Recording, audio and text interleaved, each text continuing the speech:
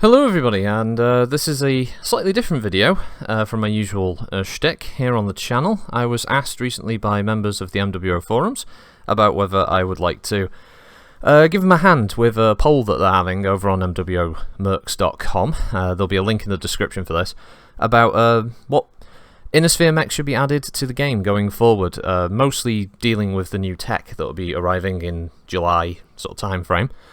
And so I've been given a list of mechs that are from this poll, and so I thought I'd talk a bit about those mechs and give you some lore background, context for them, and also as best as I can come up with for some of the gameplay applications for them.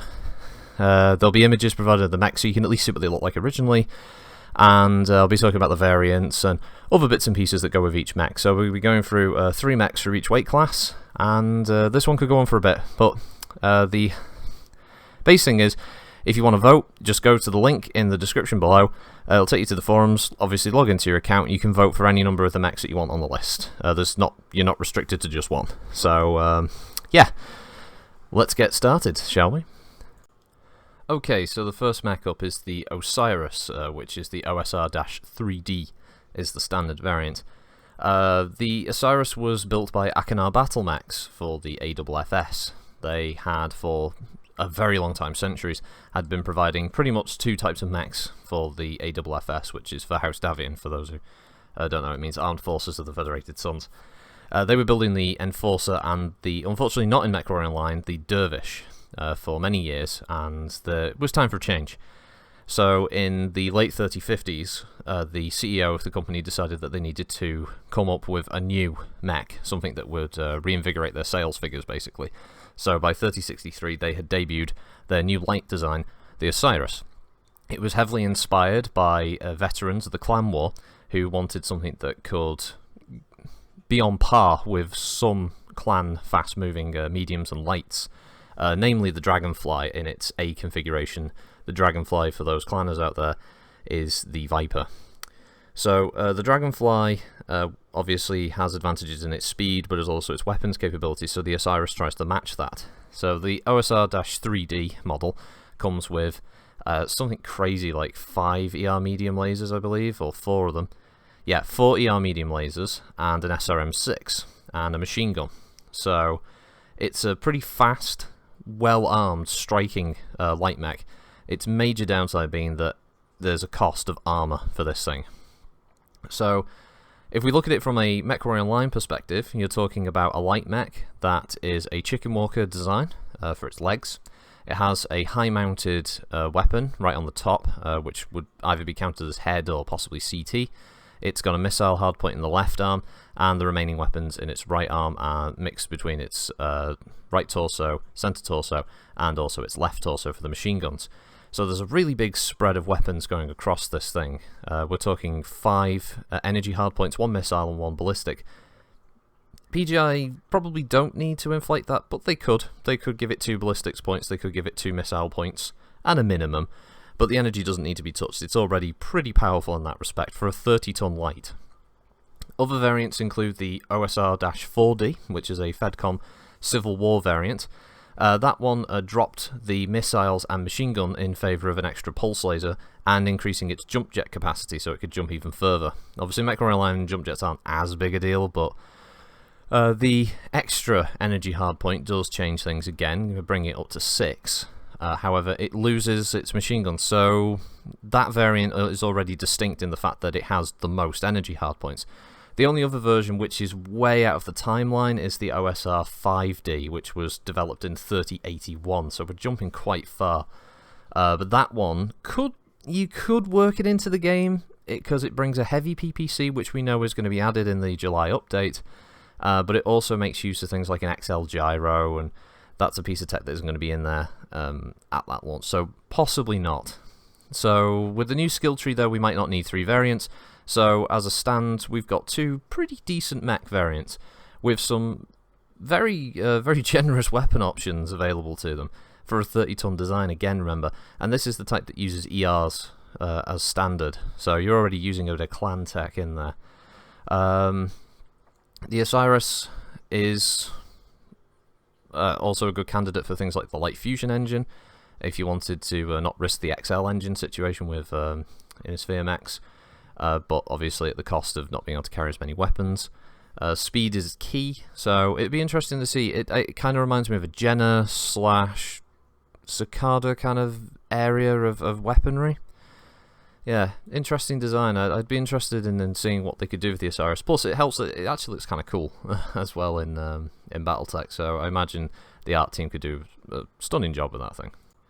Oh, also an addendum to the Osiris bit here. Engine size. I was also asked to talk about a possibility of engine sizes. So the Osiris at stock comes with a 240 XL.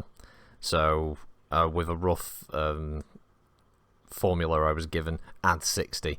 So max engine size about XL300. So you can get some pretty high speeds out of the Osiris, essentially, and I can imagine a lot of people are going to run it like that. Anyway, sorry about that, but missed it. So next up we have the Razorback, which is another 30-ton light, and this one kind of epitomizes the whole idea of the Civil War period that MechWarrior Online would be set in.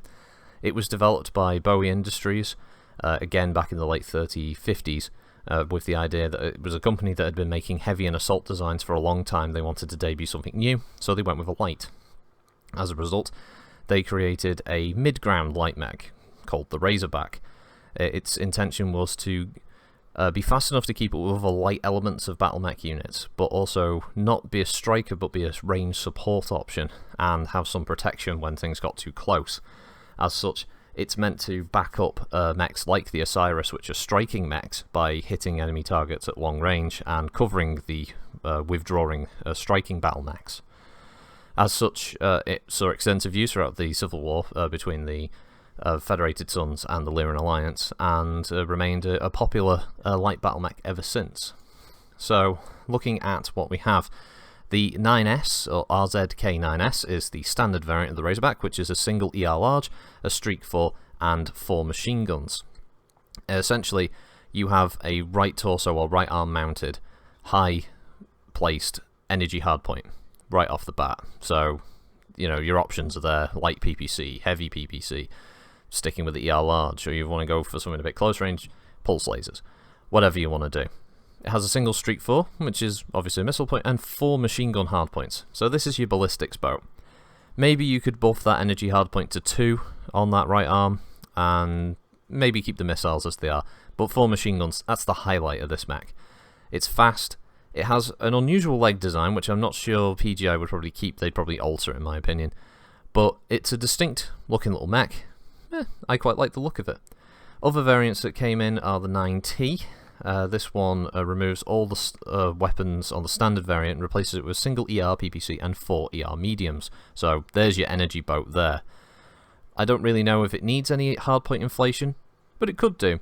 The thing to keep in mind with the ballistics variant is that all of those ballistics are mounted in the side torsos, so you've got no worry about trying to worrying about your convergence or whatever, and you could probably fit in a larger ballistics if you wanted other than machine guns. Maybe even just heavy machine guns, just to do a little bit more damage. Other versions included the 10S, which again is outside of the timeline, but that did include a snub-nose PPC, but an MML5, which is a weapon that was not included in the list. That is a multi-missile launcher. Sorry guys, not getting any of them yet. The only other version is the 10T, which again is also not too far outside this timeline.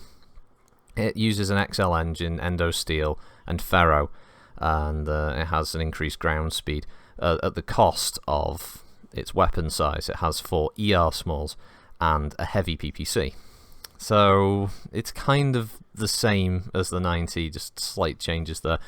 Hardpoint wise, if they were going to include the 10T, you'd probably expand it to maybe having some missile hardpoints, just to give you a missile variant in there, or maybe even just make that an ECM variant to make it more attractive. I don't know, something there that would give you a reason to buy it. So the Razorback alongside the Osiris are two very strong options, I think, for MWO going forward. Also, an addendum with the Razorback engine, since it comes with a Defiance 180 Light Fusion engine as standard, you could probably get that up to a 240 Light Fusion engine, taking it way over 100 kph as standard anyway, even before speed tweak. So yeah, there's that to factor in as well. Sorry. Now, next up is probably one that I would be voting for multiple times until the mouse broke, would be the Mongoose. The more 2750 mechs, the better in my opinion.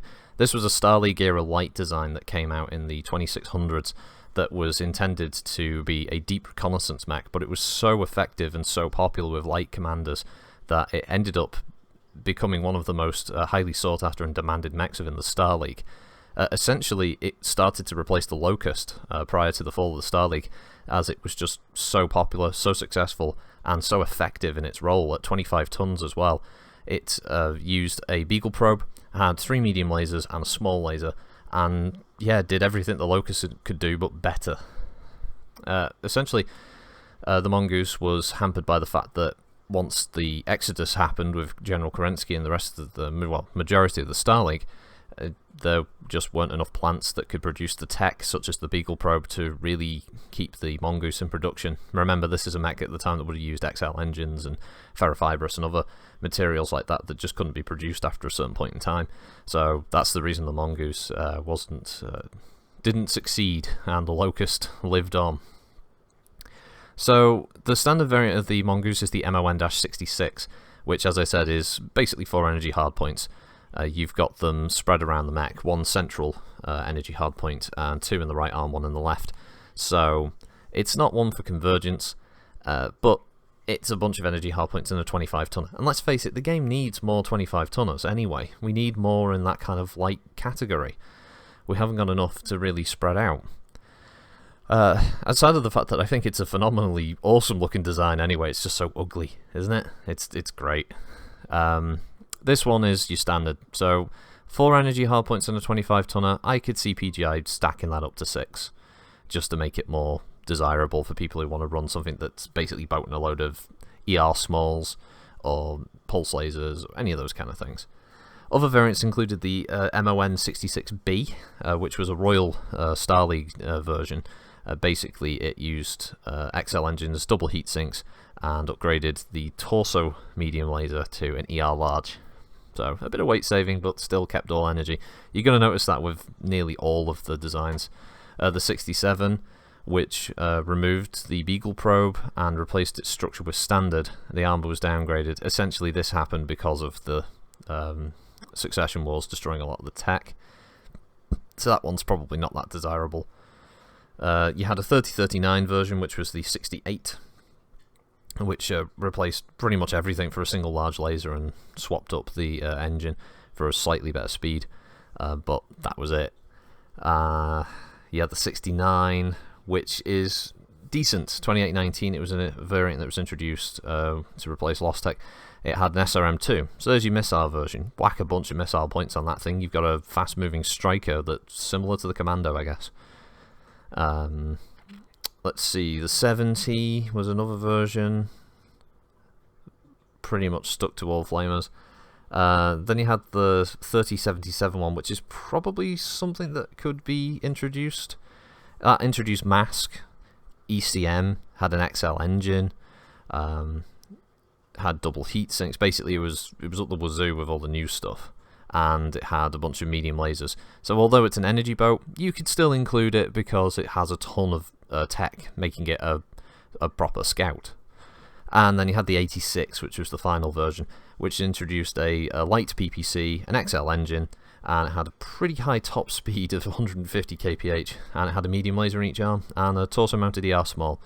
So, yeah, you've got the possibility of 1 missile variant, and a bunch of energy hardpoint variants that you can play around with, but I would go with the standard 66, the 86, for the light PPC variant. I'd also have the one that has the SRM2, the 69, and the 76 for the Mask and the XL engine and all that good stuff. So, my vote's for the Mongoose. I'm sorry, I'm biased. Biased indeed.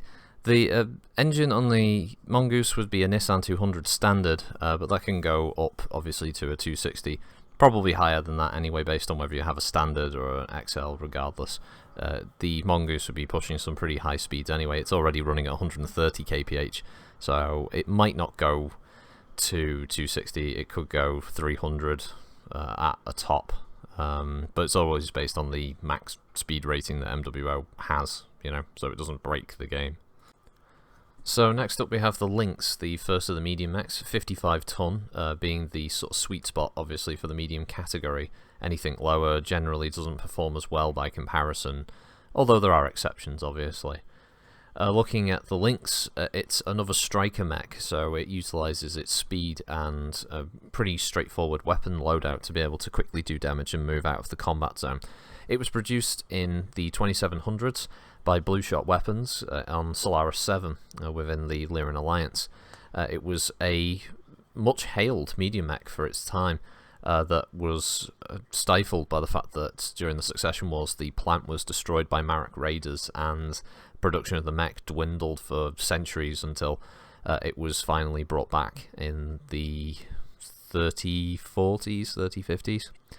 As such, the Lynx was very rarely seen for a long time, but basically it was popular because it had great speed, jump jets, the ability to mount maximum armor for its weight class, and still be able to pump out a pretty decent amount of damage. The LNX-9Q, which is the standard Lynx, came with an ERPPC, 4 medium lasers, and a large laser. These were spread evenly across the CT, right, left torso, and the arms. So convergence is not a high point of the mech, but it does mean that it's a 6 energy hardpoint battle mech with, as I said, decent speed, running at 86 kph as standard. Obviously that's with a 275XL engine, which can probably go way up there to the 360 or slightly lower in speed for max engine rating, I'd imagine. Variant wise, we're looking probably at the 9C as a first choice, simply because it drops 1 energy hardpoint for a pair of missile hardpoints in the form of Streak 2s. So you could probably inflate the crap out of that and have the arms or something with a bunch of missile hardpoints, so you could run it as a fast-striking SRM mech, or possibly an MRM mech, obviously when the Civil War stuff drops. The only other variant that was ever produced was the 9R, which replaced the large with an ER large, and made it more complementary to the ERPPC, so I don't know, PGI could probably play around with that. Maybe they could create a P variant, one of their own, that includes a ballistics option, or possibly just being able to make a variant that comes with something like mask, or something to make it a little bit more different. Personally, it's not shocking to see that there's a majority of mechs that are being picked that have a high emphasis on energy hardpoints, especially with all the new weapons that are going to be arriving for the Inner Sphere in the form of ERs, mediums and smalls, and light and heavy PPCs and all that stuff. There's going to be a load of new customization options, and the Lynx is a right choice for that. So yeah, I'd be interested in seeing what they could do with the Lynx, because it's a design. It's an odd looking design. That head would have to be redone, or else it'd get headshotted so quickly. But yeah, Lynx. 55 tons of energy meltiness. So, moving along. Okay, so now we probably have the most unique and interesting option on the entire list. We've got the Menshen. This was a Capellan-made medium, 55 tons again, developed specifically around Omnitech. This is the Capellan's first ever Omni mech that was created, and as such it would be an Inner Sphere Omni, which is something that started to creep around anyway around that period of time, but they weren't in large numbers. The Menshen was based on the Raven chassis, but obviously involving a lot of new tech, heavier weapon systems being available to them with pretty decent speed. I mean, it comes with mask in the prime configuration. It has an XL330, so you can take that up to the max engine rating probably. It has max speed of 129 with mask activated. It comes with Artemis, and it has 4 medium pulse lasers and LRM-15, and that's just in the prime configuration. And being an Omni-mech, it can do exactly what clans do, so it has alternate configurations. The A variant switches out for a ballistics option with the LB-10, bringing tag and 3 ER medium lasers. B variant is a sniper configuration that brings a pair of LB-2s. for basically anti-aircraft duty, as well as 4 ER medium lasers. The C configuration is a close combat version that includes ECM, as well as large pulse lasers, ER small lasers, double heat sinks. The D variant is a PPC carrier with SRM launchers and pulse lasers. Basically, it would represent the first major step by PGI into going with the same limitations of Omnitech that the clan players currently suffer, not being able to change engine, fixed elements of the hardpoint, such as not being able to remove jump jets, that kind of thing. So they have those limitations, but they have the ability to swap and change different parts, and that would make for a very interesting and possibly very powerful medium mech within MWO, especially on the Inner Sphere side of things. Since artwork for the variants aren't really readily available, we have to assume that a majority of the weapons are going to be arm-based, or anything that's going to be on the top, possibly in the a right or left torso mount for the missile hardpoint, for instance, on the Prime. The image seems to show it as being a kind of center torso thing, but most likely in BattleTech it'll be one of the side torsos that controls the LRM.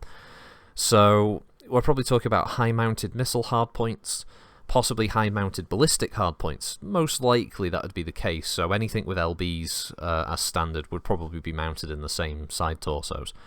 So it makes that an interesting option, especially for what would probably end up becoming a chicken walker, and it would need extensive redesign for the purpose of torso twisting, so I could see this ending up suffering the same fate as the Pole Linebacker, the Locust, and the Nova, in that it wouldn't look a hell of a lot like the artwork, but it would probably be close enough. I always liked the Menshen. I like the fact that the Capellans actually got a Battlemech that was their own.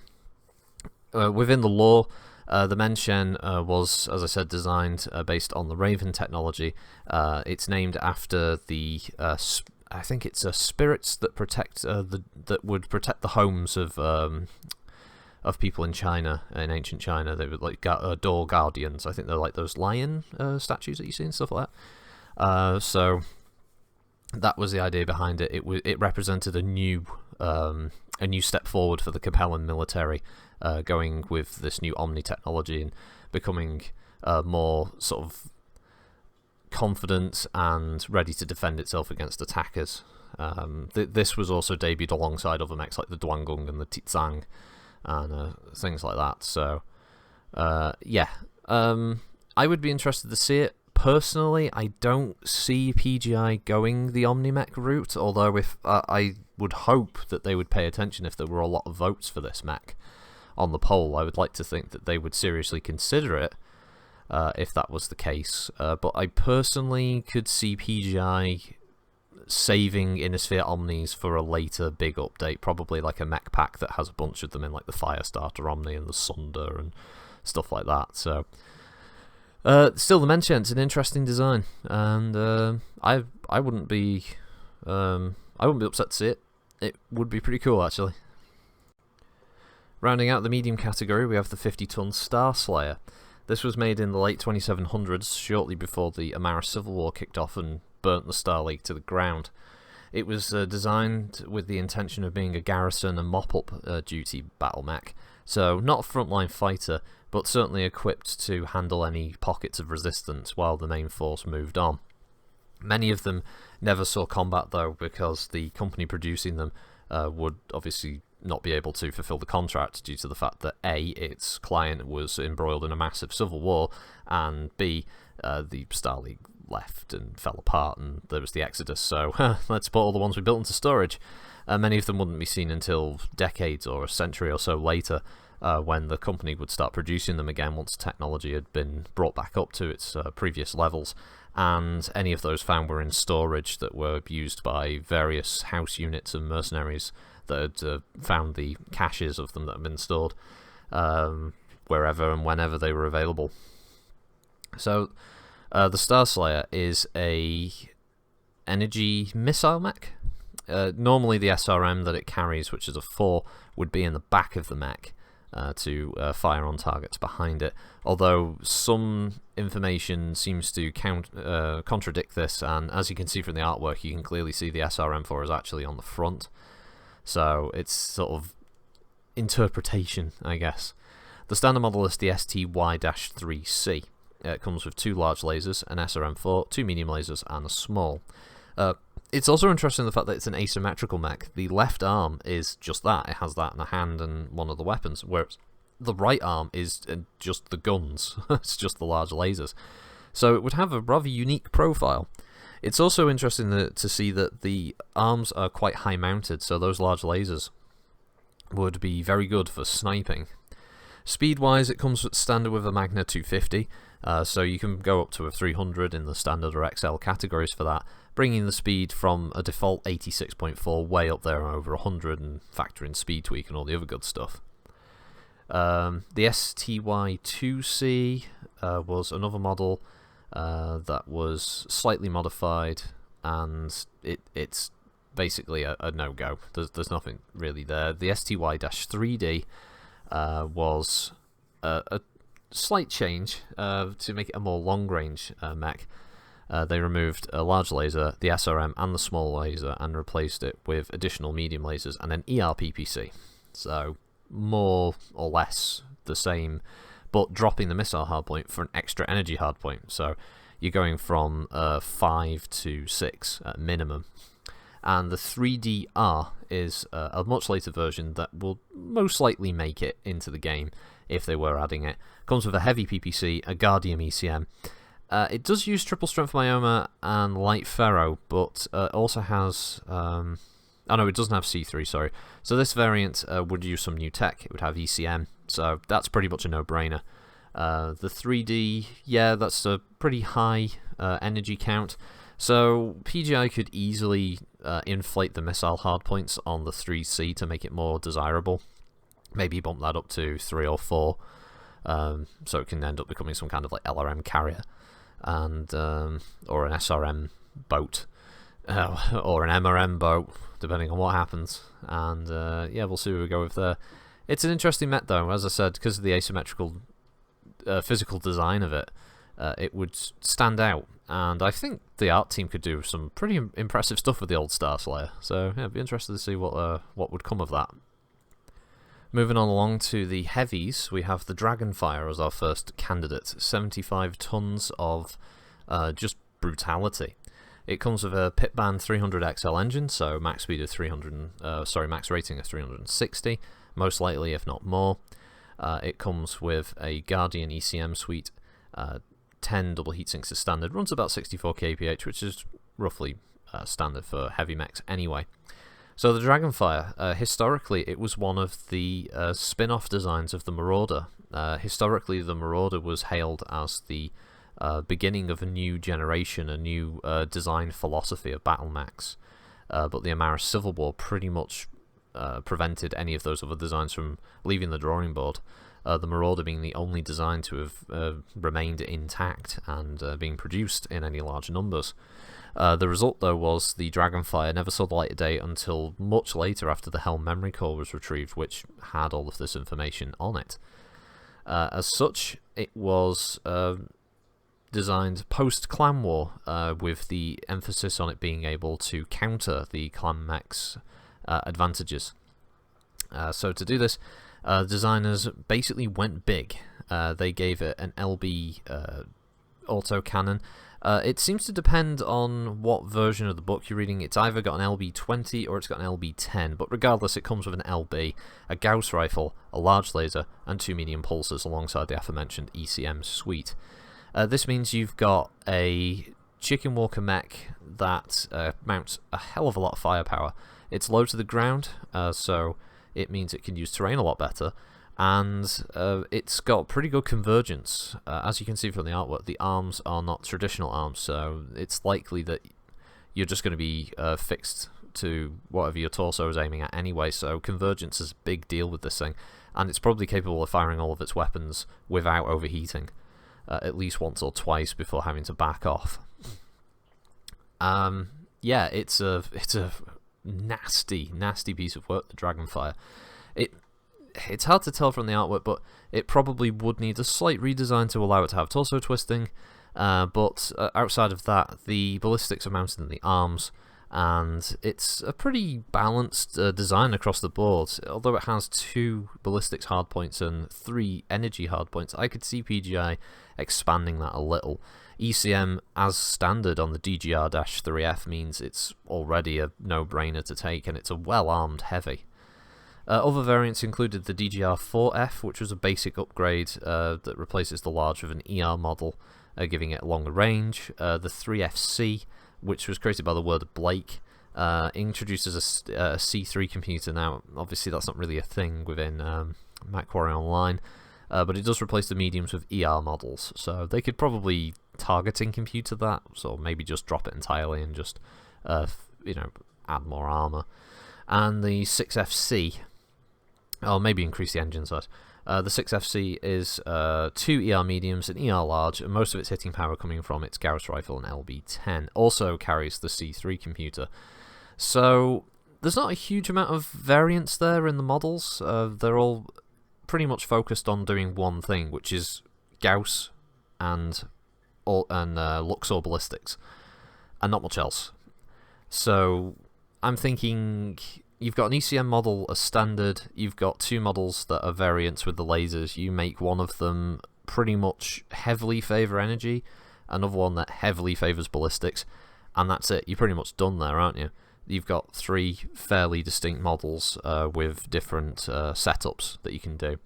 And I don't think there'll be any complaints, really. It's already a pretty decent mech just from the outset, so it wouldn't take PGI much tinkering with the hardpoints inflation to make it different enough from its standard version. So I could see the Dragonfire being a popular one, especially it could do with a redesign because it's not the most attractive battle mech out there. Okay, so next up we have the Toyama, another 75-ton heavy. This actually has more of a link within the lore of Battletech, being a Word of Blake battle mech. Named after the fabled Conrad Toyama, the second ever leader of Comstar. It comes with a Vlar 300XL engine, so at least a minimum of 360 if not higher for its speed, running at 64 kph as standard. The mech comes with 2 ER large lasers, an LRM-20, 3 mediums and an LB-10. It was built pretty much to be an all-round main frontline battle mech. As such, it's kind of a jack-of-all-trades style of combat unit.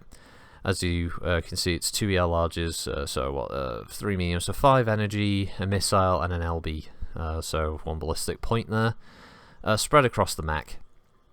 And it's got, I believe it has ECM. The write-up within the TRO states ECM, so I believe that's what the standard TYM-1A would come with. Other models include the 1B, which is a downgrade to a light engine rather than the XL, so it goes to a light fusion engine, so good use of that new tech. It's heavier, but it also means the mech doesn't die instantly when it loses a side torso. The LRM-20 becomes an LRM-15, one of the medium lasers is replaced, the medium lasers are replaced with a pair of ER mediums, and the AC and large lasers are changed to PPCs. 2 light and a heavy model. The ECM is also replaced with the C3 computer, so since we wouldn't have that, or compact gyros, if they were going to include the 1B, PGI would probably have to make a couple little changes here and there, probably keep the ECM, maybe, or maybe just add something like a Beagle probe, something along those lines, like a light Beagle probe.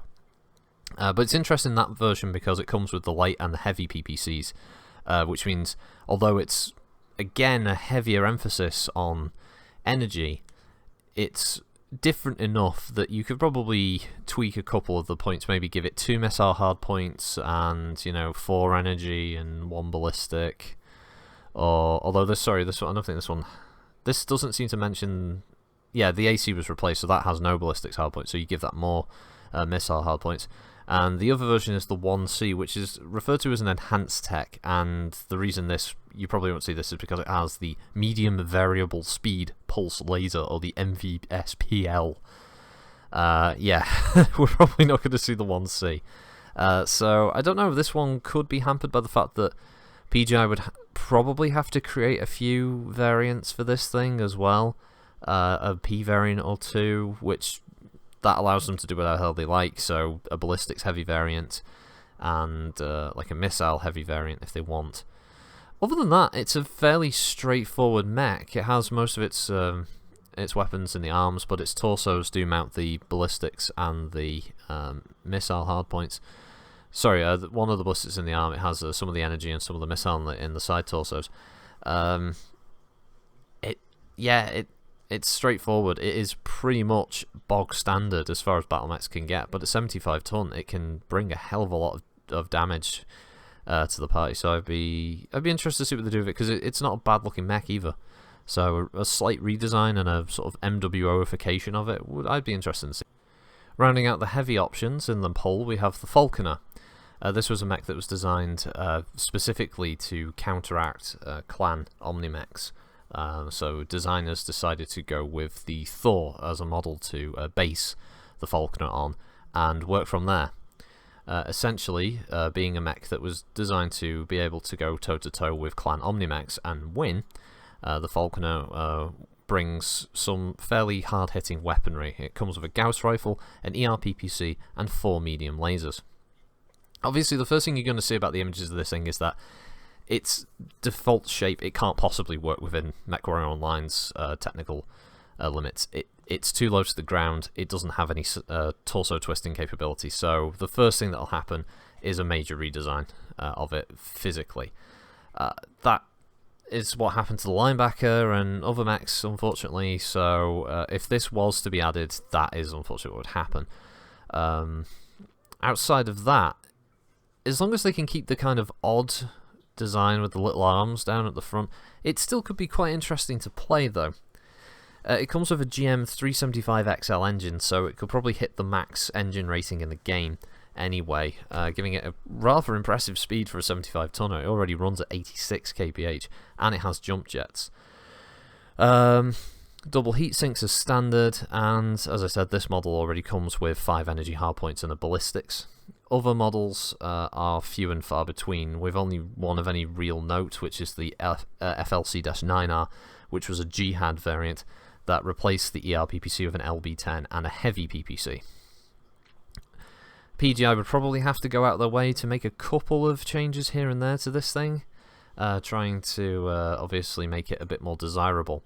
Looking at the hardpoint placement, we've got the medium lasers spread in the left and right torsos, the PPC in one arm and the Gauss rifle in the other.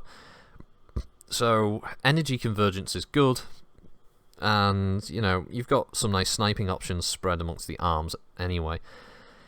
Outside of that, it's an interesting design though. I would hope that the main selling point of this mech would simply be the fact that it just looks so different from other battle mechs that would currently be out there. If they could try and keep some of that unique element to it, it would probably be quite a cool heavy to see. Plus, it's extremely fast right out the gate. There's not many other heavies that would be able to keep up with that in its weight class and still be able to dish out the amount of firepower that this thing comes with. So yeah, the Falconer, it's different, I'll give it that. As I said, PGI would probably have to PGI the variants, so you'd probably get something like a missile variant, which would be, again, interesting, something that heavy that is that quick, being able to run around the field and drop LRM fire on people, MRM fire, or an SRM, a fast-moving SRM strike 75 tonner, would be quite impressive. Also, probably like a heavier ballistics variant, maybe one that comes with like a bunch of machine guns and a couple of Gauss rifles, or however they'd want to build it. Whatever was more desirable within the meta at the time.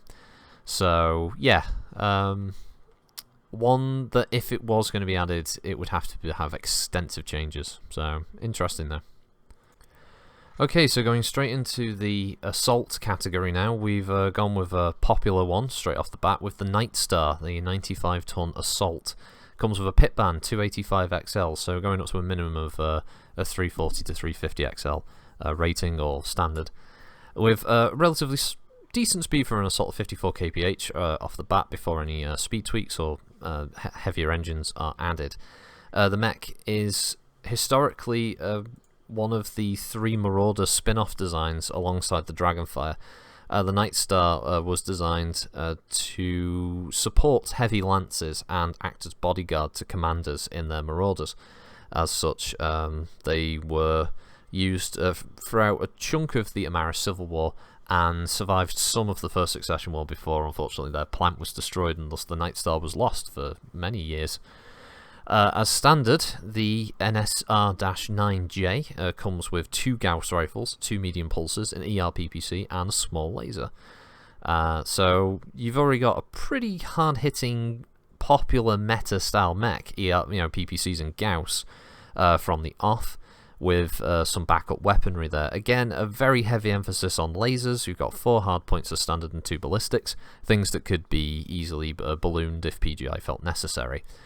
It's important to keep in mind the location of some of these weapons. So the Gauss rifle is in the arm, as is the second Gauss rifle, both split between left and right arms. The ERPPC is mounted in the right torso, which is a high-mounted weapon. Small lasers in the head, and the remaining weapons, pulse lasers, are spread between the arms and side torsos. So the ERPPC would be the high-mounted weapon that you see in the image there, while the rest of it is mostly built around its arms. So weapons convergence is pretty good, actually, with so much firepower being there. Being able to aim the Gauss rifles and fire the pulse lasers at close range and medium range would, be pretty devastating, with the ER basically being used as your sniping weapon and the Gauss rifles being used to back that up. Variant-wise, we're looking at the NSR-9FC. This was I believe it was a low-tech variant, or it was one that was built for speed emphasis, I can't remember now. But this one dropped the Gauss rifles for a pair of LB-10s, and gave them... Obviously, they talk about having cluster and standard ammunition, something we don't have in MechWarrior Online. The small laser's changed to a pulse laser. Sorry, the small laser's been upgraded and the pulse laser downgraded, so it has a small pulse and medium lasers instead, for a total of 3. And it's used by the Fedcom during the Civil War, I believe. And the 9SS was a Solaris 7 Arena model. It replaces the long-range weapons with an Ultra AC-20 and an LBX-20. Incredibly powerful, short-range killer, basically. It also has 3 medium pulse lasers for backup, and some... it also has jump jets. So the 9SS is popular because it would have its jump capability, and the fact that it comes with such horrendously powerful weapons at close range. And the 9FC is another variation on a theme with the LBs instead of the Gauss rifles. There's enough there that I don't think personally, for me anyway, I would mess around giving it any missile hardpoints. I would mostly mess around with the 9FC and the 9J by altering the number of ballistics and energy hardpoints, having one that has a heavier focus on energy, one with a heavier focus on ballistics. And the 9SS is already unique in the fact that it's the only jump capable variant, so you make that kind of the middle ground. As a 95 tonner, it's pretty good weight ratio there. It would fill I think a relatively underutilized weight category within NWO.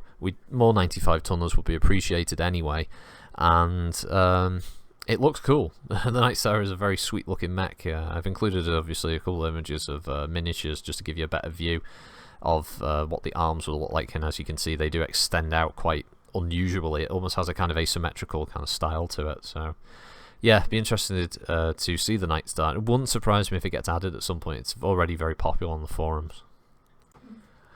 Keeping in the 95 ton category, we have the poster boy of Technical Readout 3067, the Sagittaire. Now, this mech was designed pretty much to do one thing, which was point-blank murder in urban environments. And in that regard, it achieves its goal perfectly.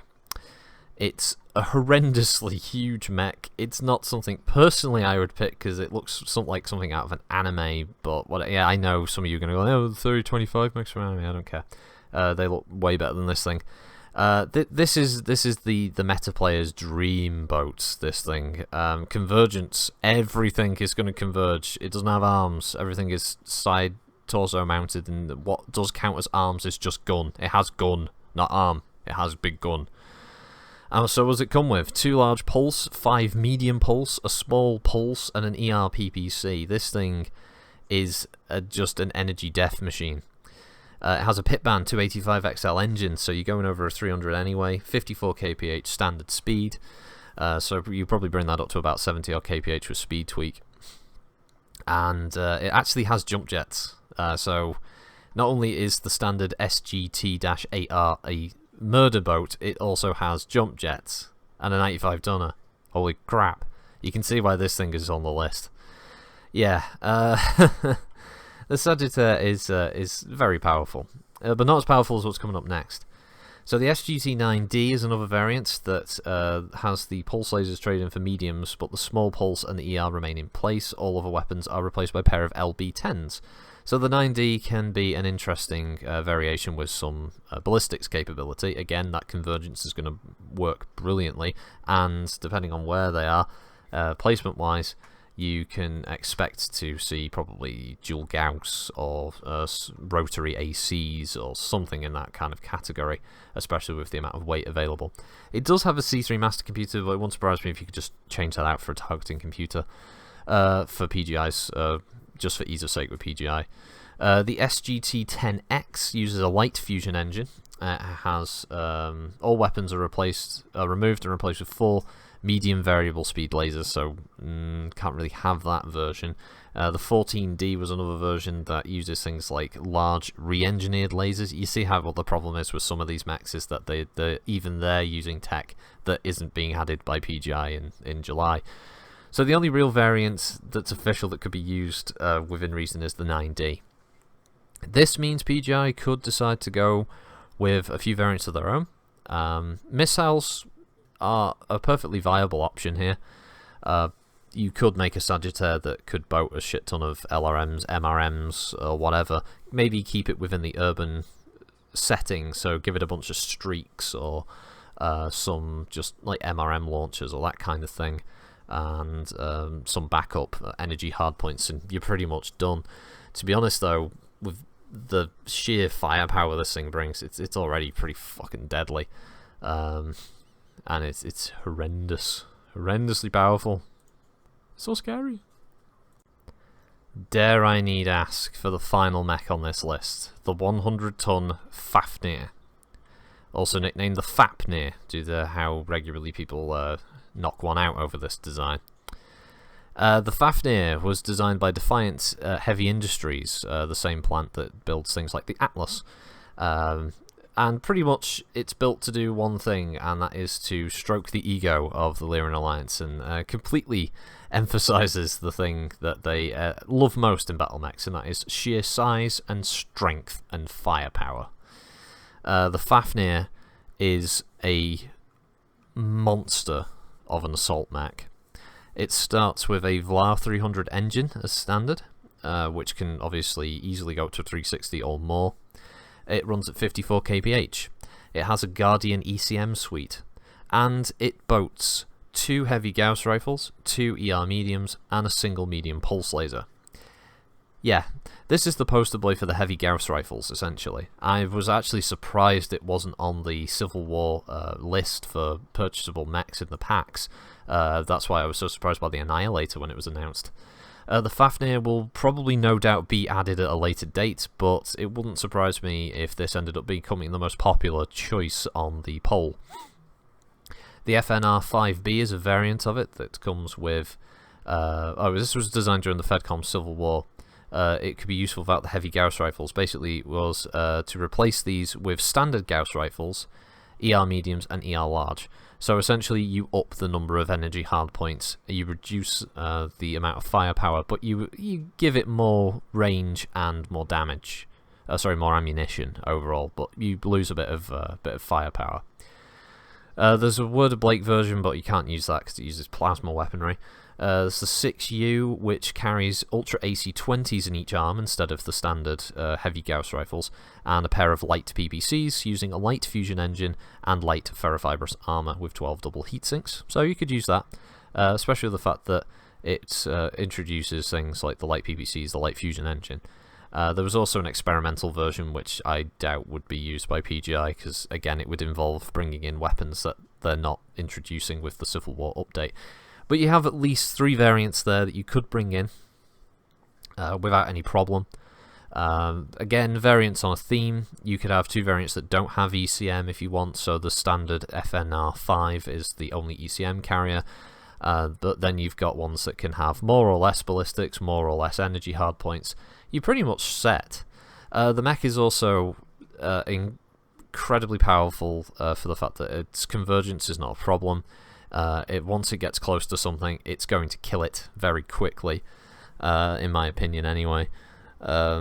Whether it could stand toe-to-toe in the arenas of MechWarrior Online against some of the other more rapid-fire builds of things like Kodiaks with Ultra ACs, I don't know, but on tabletop, this thing was a killer, and for good reason. It found its popularity within games like MechWarrior 4 beforehand anyway, and for that reason, yeah, it were a popular mech, so it were.